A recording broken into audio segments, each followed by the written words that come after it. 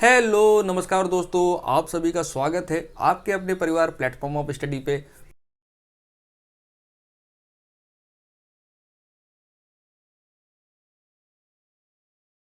Video देख लीजिएगा, उनकी प्रैक्टिस कर लीजिएगा, उनकी मैंने प्लेलिस्ट बना दी है।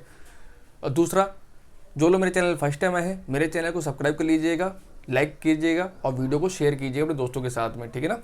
दूसरा, मेरा टेलीग्राम चैनल यहाँ से ज्वाइन कर लेना, लिंक वीडियो डिस्क्रिप्शन बॉक्स में दिया हुआ है। क्योंकि टेलीग्राम चैनल पे जो वीडियो की पीडीएफ होती है, डेली जीके जैसे क्वेश्चन, और रात में मैं क्विज भी कराता हूँ 10 बजे। तो उसमें 30-40 क्वेश्चन मैं आपको क्विज के रूप में भी कराता हूँ, जो इंपॉर्टेंट क्वेश्चन होते हैं, जो एग्जाम में आए हुए सवाल हैं आपके। तो वो भी जरूर ज्वाइन कर लेना, याद से मेरा टेलीग्राम चैनल। तो चलिए आज की वीडियो को हम शुरुआत करते हैं। उससे पहले मैंने आपको लास्ट मॉक टेस्ट में एक होमवर्क क्वेश्चन दिया था, पहले उस पर चर्चा कर लेते हैं, फिर आज के सेशन हम स्टार्ट करते हैं। तो फ्रेंड्स, मैंने आपको होमवर्क क्वेश्चन दिया था कि रक्त के स्कंदन हेतु कौन सा विटामिन आवश्यक है, which vitamin is necessary for the curing of blood. तो इसका आंसर 99% लोगों ने सही जवाब दिया है, 1% लोगों ने सिर्फ गलत जवाब दिया था इसका। तो इसका राइट आंसर है वो ऑप्शन नंबर सी, विटामिन के। जो कलर चेंज कर लेते हैं, इसका रेड कलर कर लेते हैं। तो इसका राइट आंसर होगा विटामिन सी। तो ये आपको याद रखना है, बहुत इंपॉर्टेंट क्वेश्चन है और एग्जाम में कितनी बार सवाल को पूछा गया है। विटामिन बी जानती हैं, इसी कमी से कौन सा रोग होता है, बेरी होता है।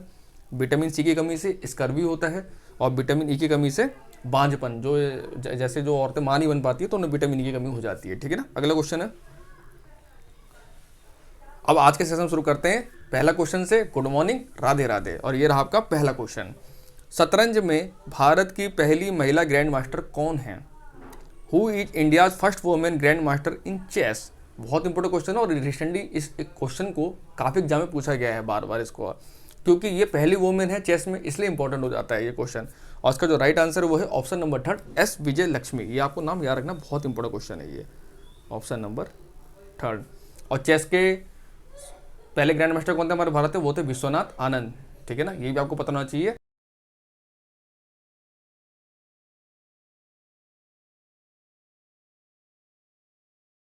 Union territories does the Panchayati Raj system not exist. Delhi, Daman Diu, Chandigarh या दादरा नगर हवेली। बहुत इंपॉर्टेंट क्वेश्चन है ये भी, तो आप सबको पता होगा 73वें संविधान संशोधन द्वारा 73rd अमेंडमेंट द्वारा पंचायती राज व्यवस्था लागू की गई थी 1958 में, ठीक है ना।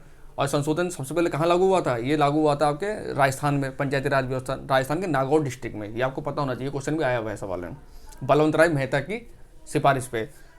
लेकिन एक ऐसा यूनियन टेरिटरी है ना, केंद्र शासित प्रदेश है, जहाँ पंचायती राज व्यवस्था नहीं है। और इसका आंसर आपको पता भी होना चाहिए, जो हमारी भारत की कैपिटल दिल्ली, यहीं पे ये पंचायती राज व्यवस्था नहीं है। यहाँ पे खाली विधानसभा इलेक्शन होता है, आप सबको पता होगा, और लोकसभा इलेक्शन होते हैं, ना कि पंचायती राज वाले इलेक्शन होते हैं। राइट आंसर होगा हमारा ऑप्शन नंबर 1, ठीक है ना। अगला क्वेश्चन है, विश्व टीबी दिवस कब मनाया जाता है? When is world TB day celebrated. TB यानी ट्यूबरक्लोसिस, ठीक है ना। तो ये कब मनाया जाता है? तो ये हर साल बनाया जाता है इसके अवेयरनेस के लिए 24 मार्च को, यानी 24 मार्च को। ऑप्शन नंबर डी इसका राइट आंसर हो जाएगा। और ये क्वेश्चन इंपॉर्टेंट है, इसको जो मैंने क्विज में मैंने पूछा टेलीग्राम में, तो यकीन नहीं मानेंगे, सिर्फ मात्र 22% लोगों ने इसका सही जवाब दिया था। तो इससे पता लगता है कि ये क्वेश्चन आप लोगों को नहीं आता, इसलिए मैंने क्वेश्चन यहाँ पे रखा है। और ये क्वेश्चन बहुत इंपॉर्टेंट है, क्योंकि भारत सरकार ने 2024 तक का लक्ष्य रखा है, टीबी हारेगा देश जीतेगा। तो टीबी को पूरी तरह खत्म करना है हमारे देश से, इसलिए बहुत ज़्यादा इंपॉर्टेंट क्वेश्चन है, इसलिए बार पूछा जाता है सवाल को। अगला क्वेश्चन है, कौन सा मौर्य शासक बौद्ध धर्म का अनुयायी बना? Which Maurya ruler became a follower of Buddhism. तो आप सबको इसका आंसर पता होगा, मैंने पढ़ाया भी है। कलिंग वार जब हुआ था, जब कलिंग वार हुआ था 263 बीसी में, ठीक ना, 263 बीसी में जब कलिंग वार हुआ था, 263 बीसी में हुआ था अशोक ने, और जो कलिंग का राजा खारवेल था उसके बीच में हुआ था। तो बहुत सारा नरसंहार हुआ था, काफ़ी लोग उसमें मारे गए थे, इस युद्ध में बहुत लोग मरे थे। तो जो मौर्य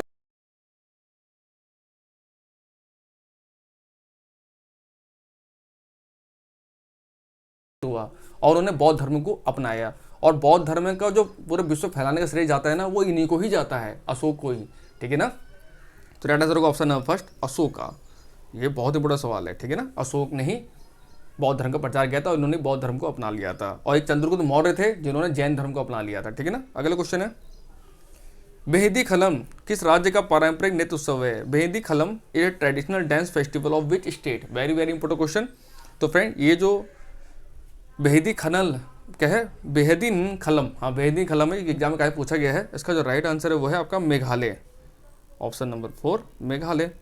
मेघालय कैपिटल क्या है? शिलोंग। और मेघालय में जगह चेरापूंजी या मौसीरामन, जहाँ पे सबसे ज़्यादा बरसात होती है, सबसे ज़्यादा हमारा ड्राई वो है, ह्यूमिडिटी वाला एरिया है। अगला क्वेश्चन है, जब एक परख नली में किसी अज्ञात द्रव में नीला लिटमस मिलाया गया तो वह लाल हो गया, तरल क्या था?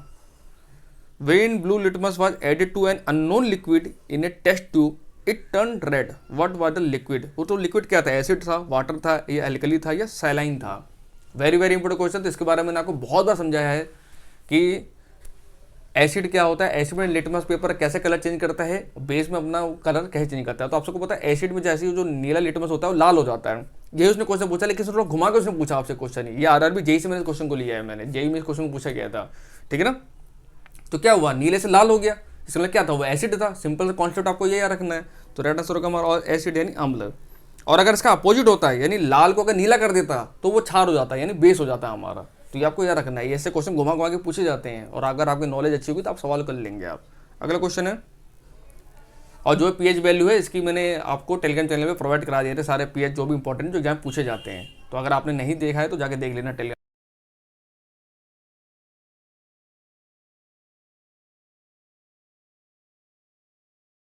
विच of the following blood groups is known as the universal donor, यानी जो सबको दे सकता है, ये खून सबको दे सकता है। देखो दो टाइप के ब्लड डोनर होते हैं, नहीं दो टाइप के होते हैं, एक तो जो डोनर जो दे सकता है सबको, और एक ब्लड ग्रुप होता है जो सबसे ले सकता है। तो यहाँ पूछा सबको दे सकता है, वो कौन सा दे सकता है? ओ सबको पता होता है, लेकिन ओ में भी कौन सा होता है? ओ निगेटिव होता है। तो राइट आंसर होगा हमारा option number 4, O negative.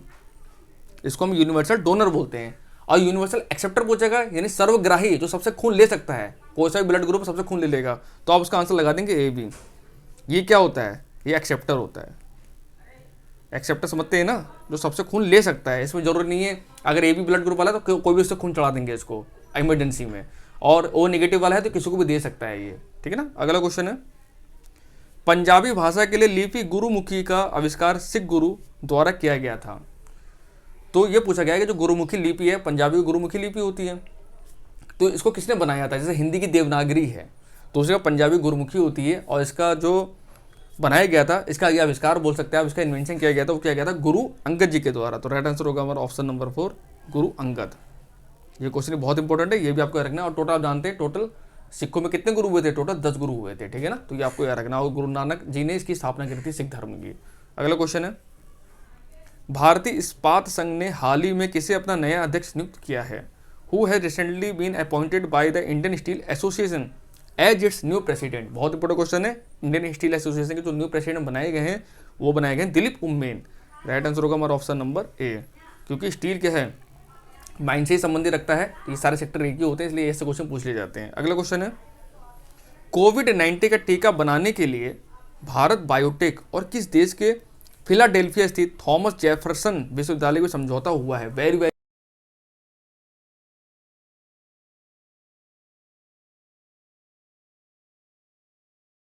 In Philadelphia of which country to make the कोविड-19 वैक्सीन।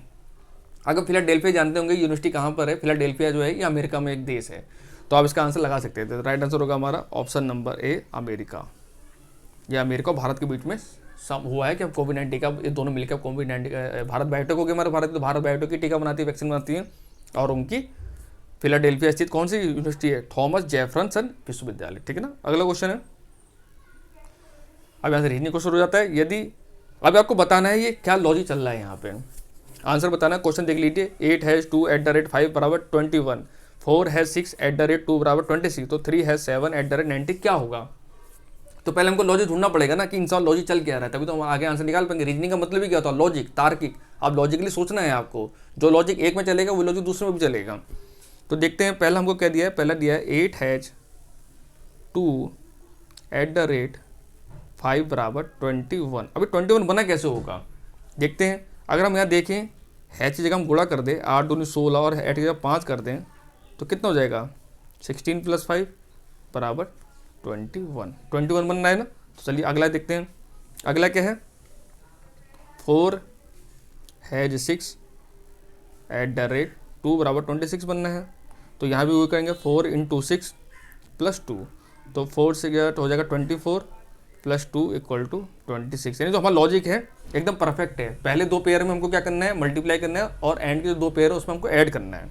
तो करते हैं। तो क्वेश्चन हमारा क्या था? 3 हैज़ 7 @ 9 की वैल्यू हमसे पूछी गई थी, तो क्या हो जाएगा 3 गुणा 7 यानी मल्टीप्लाई 7 करेंगे इंटू 9 करेंगे तो 7 3 21 और 9 जोड़ेंगे 30 हो जाएगा। तो राइट आंसर हमारा क्या होगा 30 होगा, जो कि ऑप्शन नंबर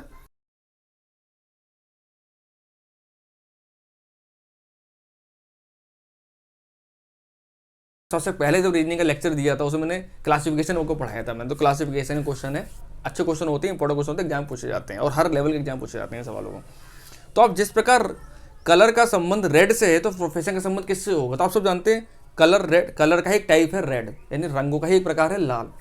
तो पेशा क्या हो सकता है? आप जब जाते हैं वकील हमारा एक पेशा है, प्रोफेशन है हमारा लॉयर, कोर्ट स्कूल ब्लैक कोई हमारा प्रोफेशन थोड़ी है। प्रोफेशन मतलब क्या हुआ? जो आप काम करते हैं।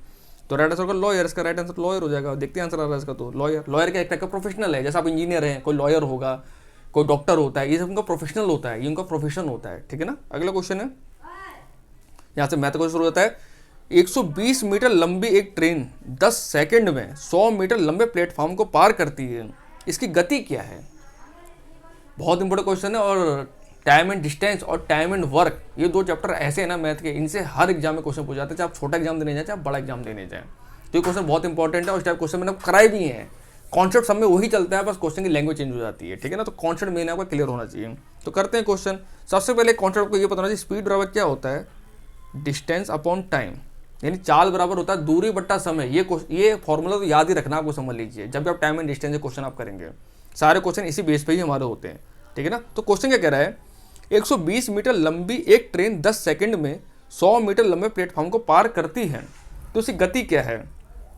अब देखिए, तो इस गति हमसे पूछा, स्पीड हमसे पूछा है, तो स्पीड हम निकालते हैं। स्पीड बराबर क्या होगा? 120 मीटर लंबी है ट्रेन प्लस 100 मीटर लंबे प्लेटफॉर्म को पार करती है। आप सबको पता है जो ट्रेन अपने किसी प्लेटफॉर्म को जब क्रॉस करती है तो अपनी लंबाई के साथ साथ उस प्लेटफॉर्म को भी पूरा क्रॉस करती है ना, तो उस प्लेटफॉर्म की लंबाई भी ऐड होगी उसके अंदर, जाहिर सी बात है, क्योंकि एक तो अपनी लंबाई उसने पार करी है, दूसरे प्लेटफॉर्म की लंबाई उसने पार करी है, तो इसमें ऐड हो जाएगी। तो यही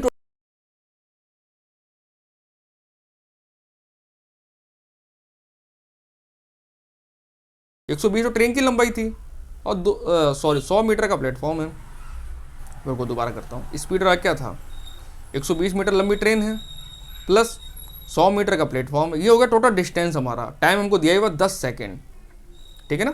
तो अब जोड़ते हैं, स्पीड रहा क्या हो जाएगा? ये हो जाएगा 220 अपॉन 100, तो 0 से 0 काट दो, तो क्या आएगा? 22/10 मीटर पर सेकेंड आया। लेकिन ये मीटर पर सेकेंड में आया है। आपको आंसर देखिए, ऑप्शन जो भी दिया हुआ है सब किलोमीटर पर आवर में आपको दिया हुआ है, तो आपको मीटर पर सेकंड से किलोमीटर पर आवर में जाना पड़ेगा। मीटर पर सेकंड जब किलोमीटर पर आवर हो जाते हैं तो इंटू 18/5 कर देते हैं, और उसका जब अपोजिट करते हैं तो 5/18 करते हैं। मैंने आपको सिखा रखा है, तो ये मतलब ना। तो हमारा टोटल स्पीड कितनी आई है? 22/10, लेकिन मीटर पर सेकंड में आई, तो हम किलोमीटर पर आवर में चेंज करेंगे अब इसको, क्योंकि ऑप्शन जरूर देखना चाहिए सवाल, ऑप्शन जरूर देखना कि उन्होंने ऑप्शन दिया किस में। तो 18/5 करो दो इसको। अब क्या करना है? काटा पीटी करना है, तो काट दो उसको। 2 पंजे 10, 2 निम 18, और कुछ कट रहा है? तो नहीं कट रहा है, तो अब उसको गुणा कर लेते हैं। तो हो जाएगा 9 दूनी 18 का 8, हाथ से लगा 1, 9 18 और 19, 198/25 आ जाएगा। नीचे गुणा करेंगे 25 आ जाएगा, तो हो जाएगा 25, 25 चौको 100, 25 अट्ठे 200, तो 8 बार में 200 ज़्यादा होगा, 7 बार में ही जाएगा ये। 25 सत्ते 175, तो कितना बचेगा? यहाँ बचेगा आपका 75, तो यहाँ बचेगा आपका 25 होता है, लेकिन 23 बचेगा, तो 23 बचेगा, तो 230, 79.70 25 निम्न 125 निम्न 225, इसका आंसर 79 पॉइंट समथिंग में इसका आंसर आ रहा है। तो 25 पॉइंट नहीं, तो देखिए ऑप्शन नंबर बी में हमको दिया हुआ है जो पॉइंट में हमारा आंसर है, तो हम इसी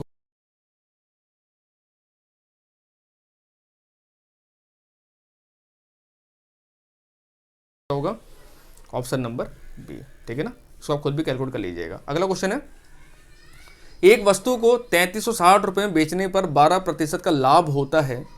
यदि लाभ का लक्ष्य केवल 8% है तो विक्रय मूल्य क्या होना चाहिए? Very very important question. इस टाइप के सवाल आप कैसे करेंगे मैं सिखाता हूँ आपको। देखिए क्या कह रहा है कि एक वस्तु को ये तो क्वेश्चन चेंज हो गया, ये रहा। एक वस्तु को 3360 रुपये बेचने 12% का लाभ होता है। पहले हम परसेंट तो पकड़ेंगे हमेशा, मैंने आपसे सिखाया को परसेंट तो पकड़ो हमेशा। 12% का प्रॉफिट हो रहा है, इसका मतलब क्या है? इसकी फ्रैक्शन वैल्यू कितनी होती है? 12/100 करेंगे, परसेंट आएंगे नीचे 100 आएगा, फ्रैक्शन वैल्यू कितनी आएगी? 4 3 12, 4 दूनिया 4 पंजे 20, 25, 3/25 आ गया इसका, ये फ्रैक्शन वैल्यू इसकी आ गई है।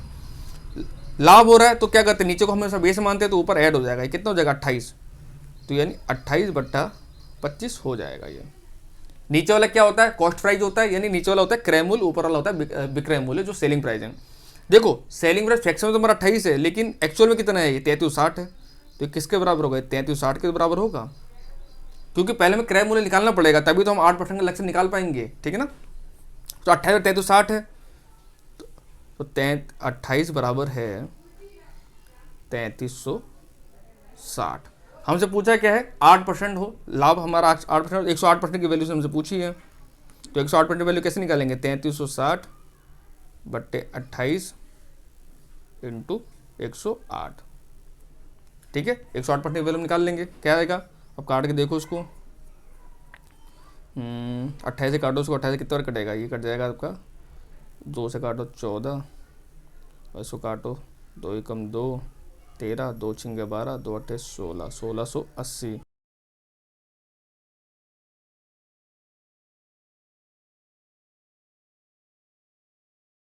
और कोई कट रहा है, 840/7, 7 कम 7, 7 दूनी 14 कट गया, 7 का 7 दूनी 14, 120 आ गया, 120 गुणा 108 कर लो, आपका आंसर आ जाएगा 120 गुणा 108, तो क्या होता है, 12 अट्ठे 96, 96 पूरा जाएगा, और 12 कम 12, और 12 अट्ठे 96, और 12 कम 12, 12 में 9 जोड़े कितना आएगा, 12 8 21, गलती हुई क्या मेरे से, रुको, 3360 रुपये बेचने में 12% का लाभ होता है, तो 112% की वैल्यू 6360 हो जाएगी, ठीक है ठीक है। तो अगर 112% की वैल्यू 3360 हमको दे रखी है, तो 1% की वैल्यू कितनी होगी, 3360/112, 112 से कितना कटेगा, 3 बार कट जाएगा, 3 2 6 3, हाँ 3 बार कट जाएगा, यानी आ जाएगा 30, तो 100% की वैल्यू हो जाएगी आपकी 3000, 3000 का, हाँ आ गया, ठीक है ठीक है। तो 3000 का 8% निकाल लीजिए आप, 3000 का 8% कितना होगा, 108% निकालो ना सीधे, 108% कर लो कि लाभ हो रहा है तो 100 कर लो, तो 2 0 2 जोड़ा दो, 18 3 होता है, तो 3 अट्ठे 24, 3 कम 3, 324 रुपये में ऑर्डर करोगे तो कहता 3324 रुपये आपका आंसर आ जाएगा, तो 3 अट्ठे 24, 3 कम 3, 3240 आ रहा है यहाँ पे, तो कहीं गलती हो रही क्या, देखते हैं रुपये, 3000 का 8%/100 करना कितना आएगा, 0 0 उड़ा तो 8 या 24, 240 आ रहा है, 3000, हाँ 3240 रुपये आ गया 3240 रुपये हमारा आंसर आ गया, ऑप्शन नंबर, और ये कहाँ आ गया ये, ठीक है। अब फिर सोच समझाता हूँ फ्रेंड, ठीक है ना, थोड़ी गलती हो गई थी, अब करके देखते हैं। इसने दिया है कि 12% लाभ इसमें ऐड है, तो 12% लाभ इसमें ऐड है, इसका मतलब क्या 112% हो गया, अगर वो 100 रुपये चीज़ होगी, 12% का लाभ हमको बेची है,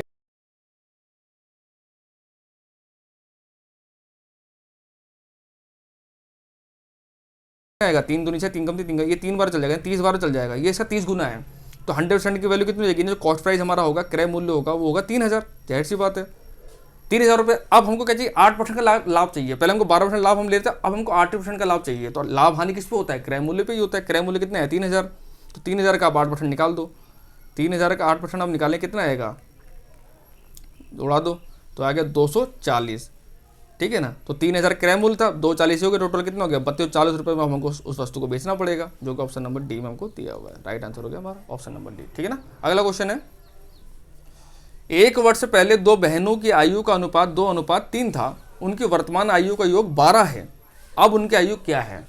तो कैसे करेंगे सवाल को, एक क्वेश्चन में आया हुआ है आपका एग्जाम में, तो इस सवाल कैसे किया जाएगा, देखिए फटाफट। उनकी वर्तमान आयु का योग तो हमको 12 दिया हुआ है, ये हमको सवाल कह रहा है, लेकिन जो रेशो दिया हुआ है 1 वर्ष पहले का दिया हुआ है, तो 1 वर्ष पहले का जब रेशो हमको दिया, क्योंकि देखो लिखा है ना 1 वर्ष पहले, यानी 1 वर्ष पहले का रेशो कितना है, 2x है और 3x है, लेकिन जो आयु का योग दिया 12 दिया, बस यहीं पे ट्विस्ट खेला है इस क्वेश्चन में, इसलिए क्वेश्चन इंपॉर्टेंट एग्जाम के लिए। तो आप कैसे निकालेंगे 1 वर्ष पहले की, अब 1 वर्ष पहले हम 1 वर्ष घटाएंगे ना इनमें से, तो 1 वर्ष दोनों बहनों की आयु, जब 2 बहनें तो दोनों का 1 साल घटेगा, 2 साल घट जाएगा, टोटल कितना आएगा 10 साल आ जाएगा, ये 1 साल पहले की आयु उनकी आ गई 10 साल दोनों बहनों की, और यही इसका रेशो हमको दिया हुआ था कितना 2x 3x, यानी ये जो 5x है ये 10 के बराबर है, तो x की वैल्यू कितनी आ गई 2, x की वैल्यू 2 आ गई हमारे पास, यानी ये एक रेशो का मान 2 आ गया, लेकिन 1 साल पहले का रेशो हमको दिया है। अब उनके आयु का योग क्या है, हमसे आयु का योग पूछा गया है, तो आयु का योग कैसे निकालेंगे, तो कैसे निकालेंगे बताइए। तो इसमें वैल्यू रखेंगे, x/2 आ गया, तो यानी 1 साल पहले एज कितनी आ गई इनकी, जब 1:2 है तो 2:3 हमको दिया हुआ था।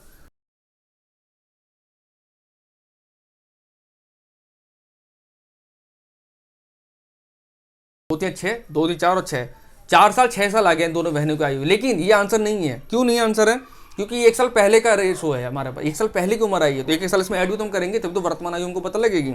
यानी इसमें एक ऐड करेंगे तो कितना हो जाएगा, इसमें एक ऐड करेंगे तो हो जाएगा 5 साल, इसमें एक ऐड करेंगे तो हो जाएगा 7 साल। यानी उनकी जो वर्तमान आयु दोनों बहनों की 5 साल और 7 साल है, तो राइट आंसर होगा ऑप्शन नंबर ए। ठीक है ना।